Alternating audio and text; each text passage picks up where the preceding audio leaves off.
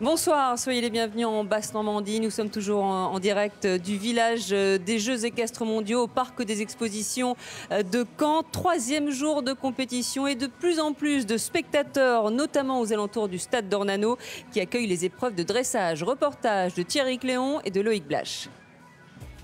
D'Ornano, à l'heure de pointe des JEM, ce qui frappe ici, c'est qu'il y a la queue partout pour entrer dans le stade ou tout simplement pour manger. Fournil de Beaulieu, température ambiante, 30-35 degrés. Chicken. Climat international, autant dire que derrière les fourneaux, on frôle la surchauffe. Incroyable, oui, incroyable. Moi j'ai jamais vu ça, ça fait 11 ans que je suis là, j'ai jamais vu ça. Donc grâce au jeu équestre quoi. 19,10 €. Habituellement ici, 4 personnes travaillent derrière la caisse à l'occasion des Jeux. La famille est venue donner un coup de pouce. 5 paires de mains en plus. Dès le matin, en fait, avant les épreuves, on a du monde, dès 6h30 pour le petit déjeuner. Quand les épreuves commencent vers 8h30, 9h, donc plus tranquille, on refait une mise en place, on remplit le magasin et ça rattaque vers midi à peu près. De midi jusqu'à 14h, les gens rentrent et la sortie, c'est que du pain après. Et question pain, ici on s'y connaît. La fameuse baguette française fait l'unanimité, surtout en sandwich. Les ventes sont tout simplement multipliées par 4.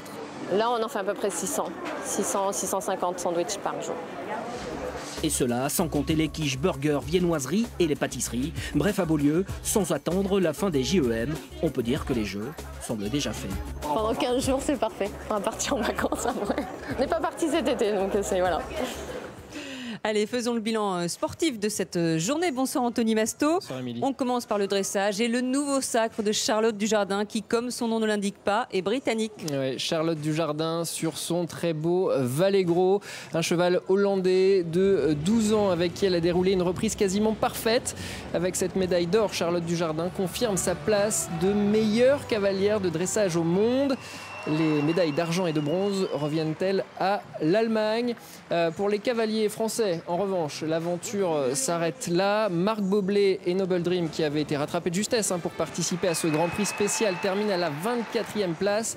Arnaud Serre et Robinson de Lafont de Massa font eux une honorable 27e place. On attend maintenant avec impatience les reprises libres en musique pour les 15 meilleurs cavaliers arrivés en tête. Aujourd'hui, ce sera vendredi et ce sera du grand spectacle, Émilie. André-Jacques Le Goupil, bonsoir. Vous êtes notre consultant. Les performances des Français ne sont pas si mal. Il ne faut pas oublier qu'il y a 4 ans à Lexington, il n'y avait pas de tricolore en dressage. Exactement, et puis on rêvait d'un podium, il faut remonter à Margit Otto-Crépin et Corlandus, donc on était dans les années 90. Non, on sait maintenant qu'on a, notamment avec les 2 chevaux d'Arnaud et de Marc, des chevaux qui ont le potentiel pour les Jeux Olympiques. Ça c'est la bonne nouvelle, c'est ce qu'on voulait, c'était dans le Grand Prix. C'était, voilà. Pour rivaliser avec Vallegro et Charlotte Dujardin, faut un extraterrestre. C'est vendredi pour les reprises libres en musique. Même ceux qui ne connaissent pas, vous allez voir le cheval danser. Je vous assure que ça va vous apporter énormément d'émotions. On suivra ça. Le bilan maintenant, Anthony, en paradressage. Oui, Émilie, et en paradressage aussi, la Grande-Bretagne fait de très bons résultats, avec notamment cette médaille d'or tout à l'heure pour le Britannique Lee Person dans le grade 1. Pour ce qui est des cavaliers français, eh bien, vous allez le voir, le Normand Samuel Cattel sur son cheval Mogador de Volanges a terminé 15e de son groupe ce matin. Et cet après-midi, Anne-Frédéric Royon et Valérie Salès terminent respectivement 12e et 15e de leur groupe. Émilie. On est content pour Valérie Salès qui était hier soir sur notre plateau. C'est pas si mal. Même chose que pour les cavaliers dresseurs. Objectif, les Jeux Olympiques. Ils ont travaillé, ils ont pris des risques. Une petite déception pour Sam, qui lui descend un petit peu, il fait quelques fautes. Mais les autres, non, on est dans les scores, on est dans la progression, donc je pense qu'ils vont être contents ce soir. Oh, et Choni vous traite d'extraterrestre, merci. On l'a trouvé l'extraterrestre, ouais. C'est bon. Alors, et sur notre site internet, focus sur les supporters des Bleus aux épreuves de dressage. Notre adresse basse-normandie.france3.fr.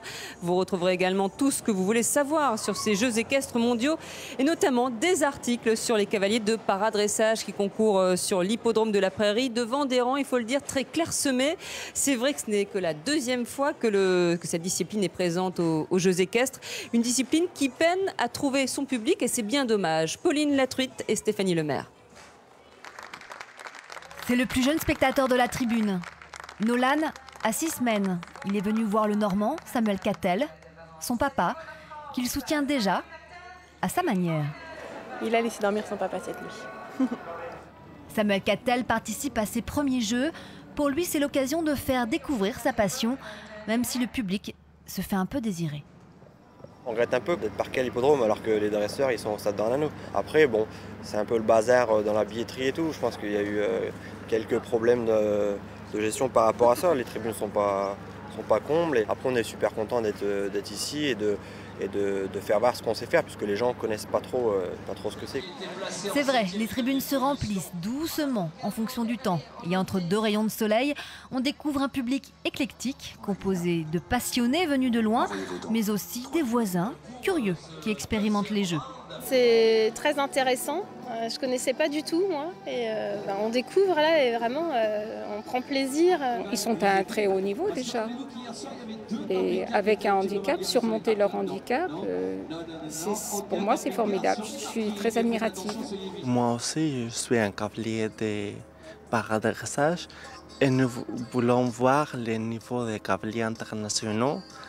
Et nous avons vu que le niveau c'est très haut. Et vous pouvez encore en profiter jusqu'à vendredi.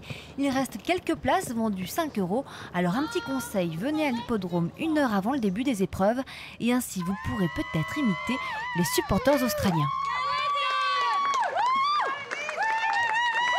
Allez, passons à l'épreuve tant attendue demain, l'épreuve d'endurance dans la baie du Mont-Saint-Michel. 160 km à parcourir en 5 boucles jalonnées de contrôle vétérinaire, car le but c'est d'aller le plus vite possible en ménageant sa monture. Une discipline dans laquelle les Français ont brillé à de nombreuses reprises. Ils ont notamment remporté 3 fois l'or par équipe. On retrouve dans l'effervescence de Sarti, Bénédicte et Montbon, la sélectionneuse, entraîneur de l'équipe de France. Bonsoir, merci d'être avec nous. Alors la France est une grande nation d'endurance. On n'a pas de médaille pour l'instant. Est-ce qu'on peut imaginer demain soir sur le podium des Français, donc les premières médailles pour la France? Bonsoir. Oui, j'espère qu'on peut imaginer avoir un podium par équipe. En tout cas, c'est notre but principal. L'équipe est une équipe motivée et avec des cavaliers expérimentés et des chevaux de haut niveau. Donc on a toutes nos chances. Maintenant, c'est quand même un gros championnat avec une participation record. Donc ça sera vraiment très difficile. Alors vos principaux concurrents sont les pays du Golfe. Que souhaitez-vous un temps pluvieux, bien normand, pour déstabiliser ces cavaliers qui sont habitués à courir dans le désert ? Oui, mais en fait, ce sont quand même des cavaliers et des chevaux habitués à courir sur tous les continents. Donc je pense que quel que soit le temps, ils auront quand même du répondant. C'est pas ça qui va vraiment les handicaper. Alors l'endurance, c'est la deuxième discipline équestre pratiquée en France et pourtant elle n'est pas du tout connue. Hein. On ne connaît pas le nom de ces grands cavaliers. Comment vous l'expliquez? Ces grands cavaliers et de ces grands chevaux. Hein. Comment vous l'expliquez? En fait, elle souffre de 2 handicaps, c'est-à-dire que le premier, c'est les moyens qu'il faudrait mettre en œuvre pour la médiatisation, qui serait très cher et très compliqué, puisque c'est quand même sur une très longue distance. Et le deuxième handicap, c'est que c'est une discipline qui n'est pas encore très pratiquée dans les centres équestres, et donc la population qui monte à cheval a peu souvent l'occasion de pratiquer cette discipline. Un mot des chevaux d'endurance qui sont des sacrés champions, 160 km. On dit qu'en fait, ils peuvent parcourir plus de 160 km en une journée. Plus de 160 km, non. Au niveau FEI, les courses maximales sont 160 km. Il n'y a pas plus de courses plus longues. Il y a des courses qui font 2 fois 100 km, c'est-à-dire 100 km un jour, 100 km le lendemain. Ça, c'est aussi un format CEI 3 étoiles. Mais la longueur maximale, c'est 160 km. Bon, en tout cas, on est de tout cœur avec l'équipe de France. Merci Bénédicte et Montbon. Et donc bonne chance Emmanuel Chenu. Voilà, un nouveau manège. Ah oui, une merveille même. Alors, bonne chance donc aux cavaliers français. 47 nations sont engagées dans cette épreuve qui se déroule, il faut le dire, dans un climat assez particulier. Ces dernières années, plusieurs pays du Golfe ont été impliqués dans des affaires de dopage et la suspicion plane, il faut le dire, sur l'épreuve de demain. Pierre-Marie Piot, Cyril Duponchel. qu'est-ce qui fait courir les pur sang arabes? Comment peuvent-ils avaler 160 km à 22 km/h de moyenne dans la journée? Comment un piètre cheval, vendu au Moyen-Orient, peut-il subitement devenir une bête de course? Les soupçons de dopage, les rumeurs de corruption empoisonnent le monde de l'endurance et ces éleveurs bretons rencontrés près de Sartigny sont désemparés. Nous, on aime courir. Les courses qu'on fait aujourd'hui, même monter à quelques niveaux supérieurs, on ne peut même plus. Parce qu'on n'a pas ce petit quelque chose en plus qui fait qu'on pourrait rivaliser avec énormément de chevaux aujourd'hui. Ce petit truc en plus, c'est quoi? Ce petit truc en plus, c'est ce qu'on ne sait pas en fait. C'est ce que nous, on ne sait pas. Pourtant, nos chevaux, on les travaille comme avant. Mais aujourd'hui, on ne peut plus suivre. Et c'est vrai que ça fait peur. Ça fait peur. Aujourd'hui, par le biais de ce mondial, là, voilà, il faut que les choses s'arrêtent. La Fédération internationale d'équitation a bien tenté d'imposer de nouvelles règles, mais la suspicion vise toujours les riches pays du Golfe. Dans ce contexte, les cavaliers français en sont réduits à espérer une médaille par équipe. On va faire notre boulot, notre course comme on le fait tout au long de l'année, et en espérant que ça soit équitable pour tout le monde. Mais vous n'en êtes pas sûr? Pour l'instant, non. Ça n'est pas un peu décourageant parfois? Si, mais on aime notre sport. 90% des nations pratiquent notre sport de manière propre, avec le respect du cheval. Et je ne pense pas qu'il faut se laisser manger par quelques cavaliers qui essaient de tricher. André-Jacques Le Goupil, le dopage dans l'endurance, on en parle aussi beaucoup parce que l'émir de Dubaï, qui a été plusieurs fois éclaboussé par ses affaires, est l'époux de la princesse Aya, qui est la présidente de la Fédération équestre internationale. Je pense qu'il est vrai que si c'était appelé Monsieur Dupont, on en parlerait beaucoup moins. Mais ce que je viens d'entendre, ça me touche beaucoup, et que effectivement les nations étrangères se rebellent d'une part. Je voudrais essayer de positiver en disant qu'à tout malheur, quelque chose est bon. C'est-à-dire que effectivement, si c'est un Maktoum qui s'est fait prendre, peut-être que ça va permettre, et déjà la Fédération équestre internationale a réagi, et ça va permettre, et ils ont mis de nouvelles règles en place. Donc là, s'il y a encore de la triche ici, et s'il y en a qui se font prendre, c'est vraiment qu'ils le veulent bien. Et tant pis pour eux. Et moi, j'espère que... Alors, d'un côté, je vais nuancer ma réponse. J'espère que s'ils se font prendre, il va falloir que les sanctions, et même pour tous les sports, soient beaucoup plus fortes que ça. Pour l'instant, il n'y a pas de sanctions à vie. Je crois que pour tous les sports de haut niveau, il y a un moment... Et ce qui caractérise le sport, ce sont ses règles. Sinon, il n'y a plus d'équité, donc il n'y a plus de sport. Le sport peut apporter énormément de valeur, sauf qu'il y a un moment... Pour sanctionner, pour vraiment, si la tape sur les doigts n'est pas assez forte, il risque de recommencer. Donc qu'on sanctionne et qu'on suspende à vie de compétition et de compétition de très haut niveau. S'il y a tricherie, peut-être que ça fera réfléchir une bonne fois pour d'autres. Mais c'est aussi une remise en question qu'on doit tous avoir. Et les supporters, et les médias, et les financiers, et les organisateurs. Parce que si on dit « Oh, quelle déception, ils ne sont que quatrième », il ne faut pas s'étonner de temps en temps que l'être humain il pousse un peu pour... Oui, voilà, parce que le dopage n'est pas que dans l'endurance, il est dans tous les sports de haut niveau et dans tous les sports équestres. Il n'y a pas de raison qu'il soit que dans l'endurance. Il doit l'être dans le foot, il doit l'être partout, il est dans la vie. Je voudrais quand même préciser une chose, que le sport équestre est peut-être l'un des plus surveillés qui soit, je ne cherche pas d'excuses, que le cheval, c'est le taux 0. C'est-à-dire que vous êtes fatigué, vous prenez un café. Un cheval, on ne peut pas lui donner de café. Un cheval, vous lui donnez une demi-barre de chocolat. Dedans, il y a de la caféine, il sera positif. Vous avez la migraine, vous prenez un cachet. On ne peut pas. Donc, ça nécessite effectivement un entraînement particulièrement suivi, et tous les vétérinaires sont là pour ça. Ce sont des athlètes. Si vous doutez qu'un cheval puisse participer à 160 km, je vous rappelle un petit peu d'histoire, les départements ont été calculés sur la distance que pouvait parcourir un cheval dans une journée. Oui. Donc, et eux, dans le désert, le pur sang arabe est vraiment un cheval de marathon par rapport au cheval de saut d'obstacle. Donc, il y a des règles, il faut qu'elles soient respectées, non à la triche. En revanche, c'est possible. C'est possible, et je crois que le cavalier français, qui le disait tout à l'heure, vous le prouve. Alors, cette épreuve d'endurance, par rapport à tout ce qu'on vient d'expliquer, réclame une sacrée organisation. Il faut par exemple 5 soigneurs par chevaux, et les chevaux sont 170. Les équipes internationales ont donc recruté dans la région, et du coup, l'un de nos boxeurs les plus en vue du moment se retrouve groom sur cette compétition. Il s'agit du Saint-Lois Maxime Bossir, qui vise un titre de champion de France. Stéphanie Vino, Joël Amar. Depuis 2 ans, il boxe dans la cour des grands. À 23 ans, Maxime Bossir a déjà fait 16 combats en professionnel. Le Saint-Lois vise aujourd'hui le titre de champion de France. D'habitude dans la lumière, le voici aujourd'hui qui fait partie des petites mains des Jeux équestres mondiaux. Je viens du milieu de la terre, donc de toute façon je connais par cœur tout ça. Et puis voilà, il faut savoir rester les pieds sur terre de toute façon, quoi qu'il arrive. Et puis de toute façon, je suis pas encore, j'ai encore toutes mes preuves à faire dans le sport. Et puis même une fois qu'elles seront faites, c'est le genre de choses que je continuerai à faire pour rester les pieds sur terre surtout. Ouais. Pendant ces 2 jours, il assure l'assistance pour le cheval dont il a la charge. Un milieu qu'il connaît bien en fait, et depuis longtemps. J'ai pratiqué 5 ans de poney club à Saint-Lô, quand j'étais vraiment gamin. Puis après, il s'est trouvé que ça a été très bénéfique puisque ma copine est cavalière pro, donc on a même un cheval en commun et je continue à monter à cheval assez régulièrement. Régulièrement, entre 2 entraînements de boxe, Maxime Bossir devient groom pour une équipe de haut niveau d'endurance. Cette fois-ci, il a été embauché par Hong Kong. Le cheval, c'est comme le boxeur ou comme le sportif en général, c'est un véritable athlète et j'admire ces animaux-là. Après avoir tout préparé pour la compétition de demain, Maxime Bossir va filer ce soir vers la salle de boxe la plus proche. Demain, il sera le soigneur du cheval, mais il n'oublie pas qu'en octobre, il a son propre combat.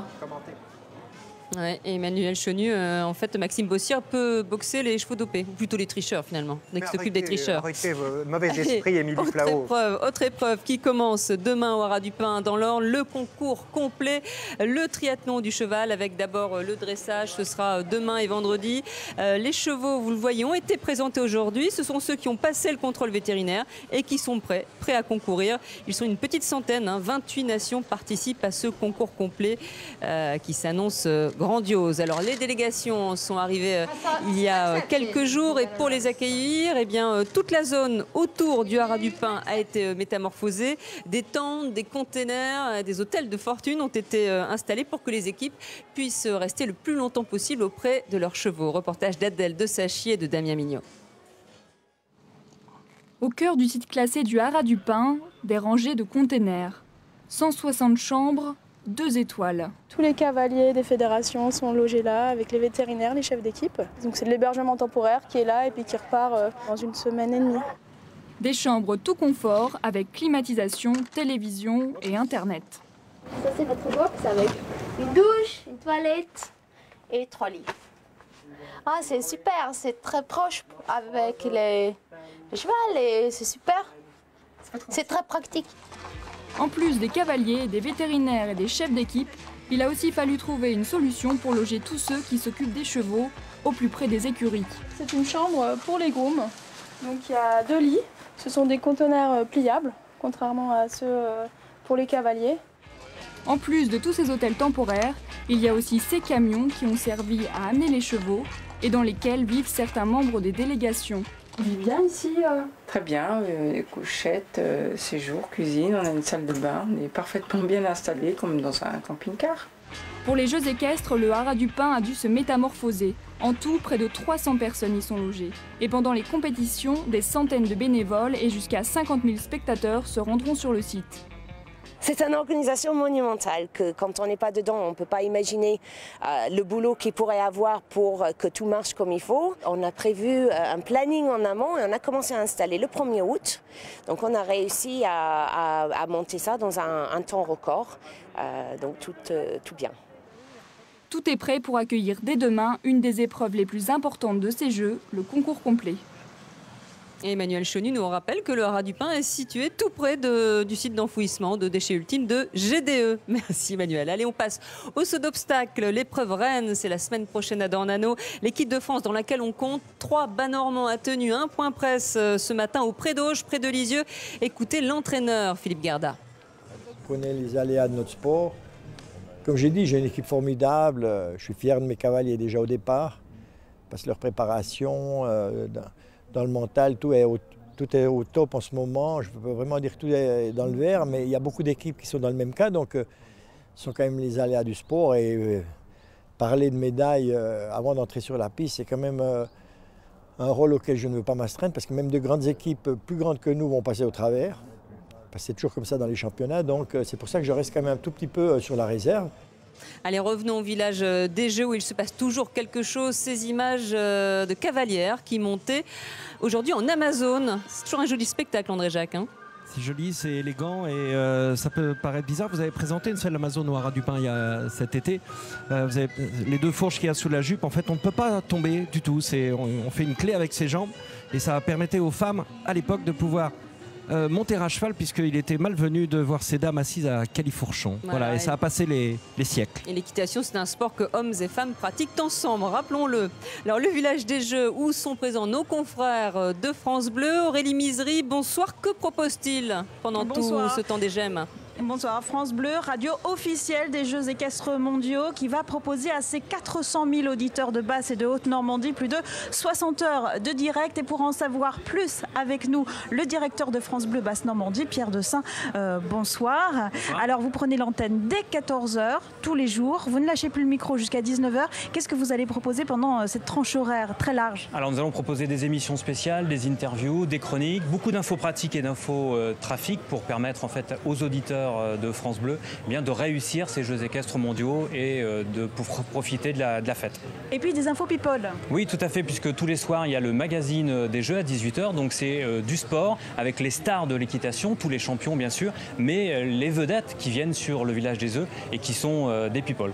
Alors on rappelle les horaires, 14 h, 19 h en semaine, 16 h, 19 h le week-end. 3 temps forts également à noter. Oui, à ne pas manquer dès samedi le professeur Gersal et sa nouvelle émission à partir de 13 h 30, consacrée aux gemmes bien sûr. Nathalie Simon qui aura comme invitée Véronique Jeannot, l'une des ambassadrices des Jeux équestres mondiaux, dès samedi soir à 19 h 30. Et enfin, mercredi en direct, Daniel Alombroso pour son émission France Bleu Midi Ensemble avec Benjamin Castaldi et tous ses invités à partir de midi. Beau programme, merci beaucoup Pierre Dessin. Et puis n'oubliez pas de regarder France 3 puisque nous sommes là tous les jours. Mais merci Aurélie. Allez, comme tous les soirs, notre chronique Les Pieds dans le Crouptin, Mathieu Bellingen nous propose un autre regard sur ces Jeux. Ce soir, il est à Saint-Lô pour essayer de comprendre ce qu'est le horseball qui est en démonstration à partir de ce soir. Alors voilà, c'est un entraînement de l'équipe de France de horseball. Le horseball ne fait pas partie des Jeux équestres. Et pour cause, il n'y a pas de cheval. Mathilde, il n'y a pas de cheval, je comprends pas. Qu'est-ce que vous faites là? Non, les chevaux sont pas là encore, mais là on travaille la tactique, on s'entraîne pour ce soir. D'accord. Pour pouvoir être prête pour le match de ce soir. Les 4 joueuses doivent faire 3 passes avec leur ballon équipé de sangles avant de marquer. Le horseball est une discipline née en France. Elle est en démonstration à Saint-Lô jusqu'à vendredi. Et on peut y jouer à tout âge. Il suffit d'avoir une monture à sa hauteur finalement.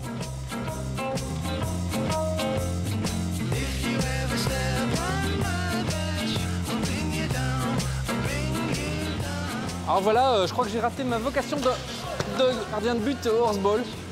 Ça va être un peu haut, je pense.